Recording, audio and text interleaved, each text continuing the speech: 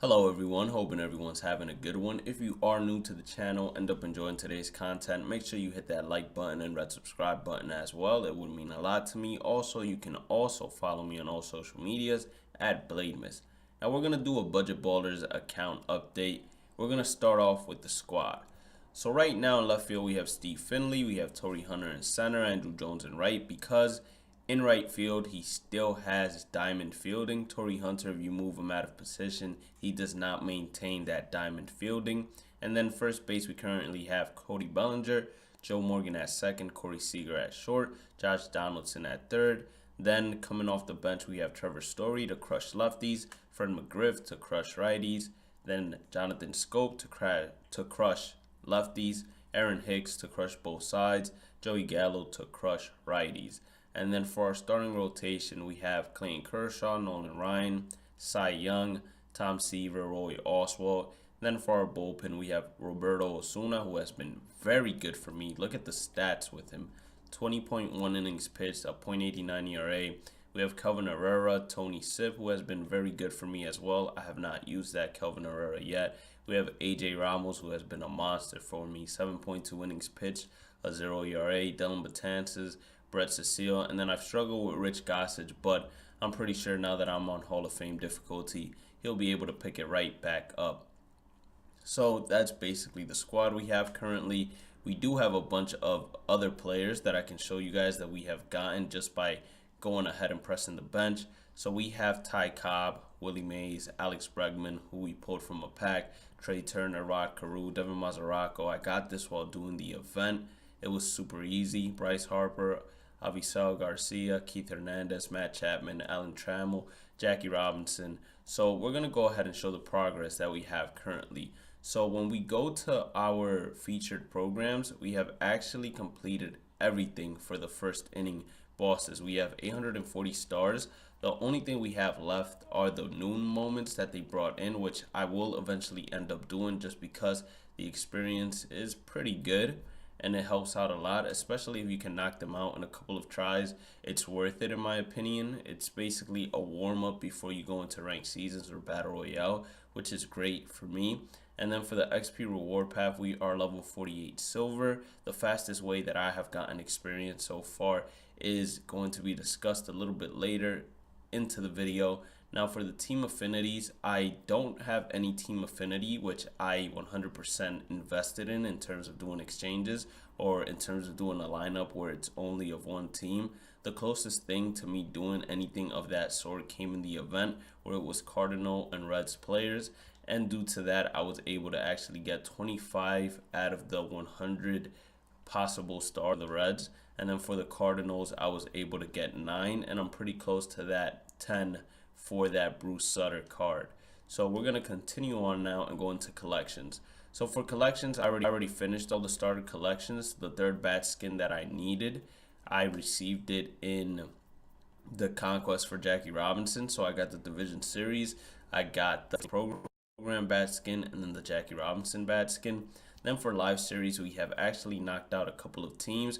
We knocked out the Athletics, we knocked out the Twins, we knocked out the Royals, we knocked out Tigers, we knocked out the White Sox, the free agents, which was probably the easiest one and the least expensive, the Orioles, the Rays, and the Blue Jays. Now, the method in which I did this is the method I described previously. I just put in 25 subs buy orders for most of the players, and then when I'm close to, let's say, 20 out of 30 or 30 out of 40, I just go ahead and put buy orders for the rest of the players at whatever the price is, because I'm just trying to go ahead and finish the team.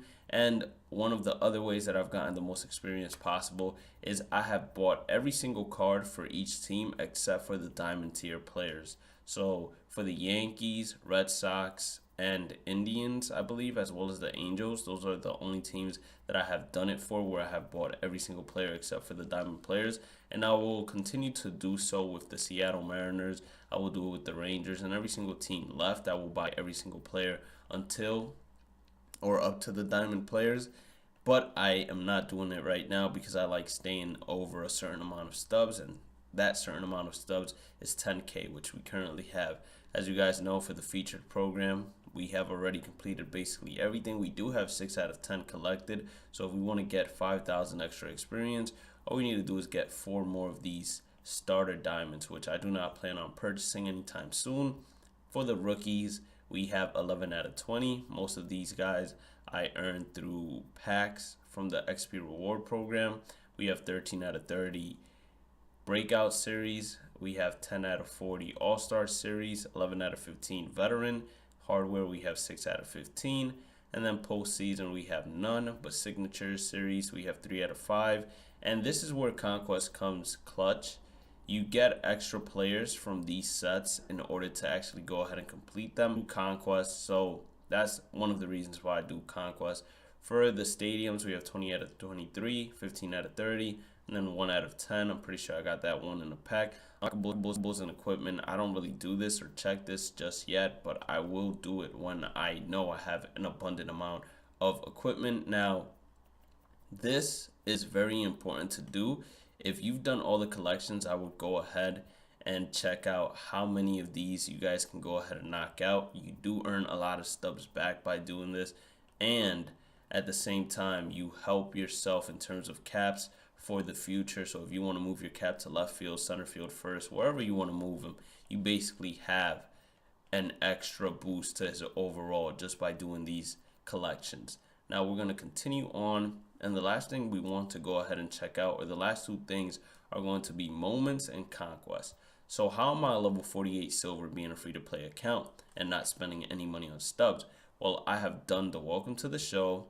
I have all the storylines completed except for the Benzobrist. The only thing I have left is this game, which has been a pain in the butt considering I can't get the shutout done for my life, and when I do get the shutout done, I can't score the 5 runs. We have completed all the first inning moments, and the only ones we have left are the quirks. Then the wild card, I made sure to do this instantly for the event warm-up. Sony partners, we went ahead and did it as well. And then we've done both tops because of the promise of a new tops card being pretty overpowered. And then we've also done all the cap missions, which I will say pitchers are the biggest pain in the butt to do.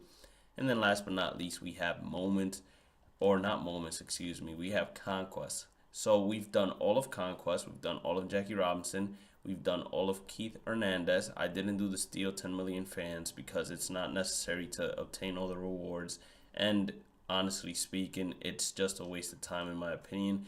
We did all the first inning strikeouts where stealing the fence is necessary. We completed the original Conquest, which stealing the fence is not necessary. This is repeatable, so if you want to go ahead and redo Conquest, you can go ahead and do so.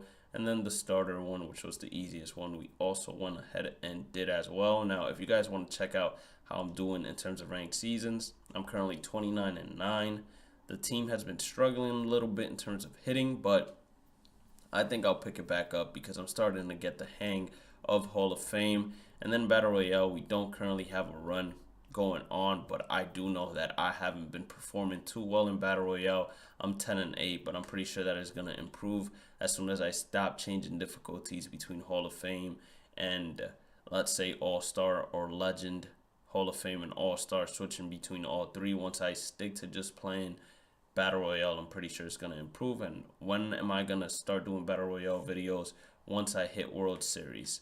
So that's all coming very soon. We've played a bunch of events, haven't gotten 12 wins yet. The furthest I've won was 10-0, and then I just got destroyed by some pretty overpowered teams. But I do know 12 wins are coming in both Battle Royale and events very soon. I just have to personally invest the time into playing them. But anyways, that's what we have currently for our team progress and squad update. I hope you guys enjoyed the video. If you did, make sure you guys hit that like button, red subscribe button as well, and I'll catch you all in the next one.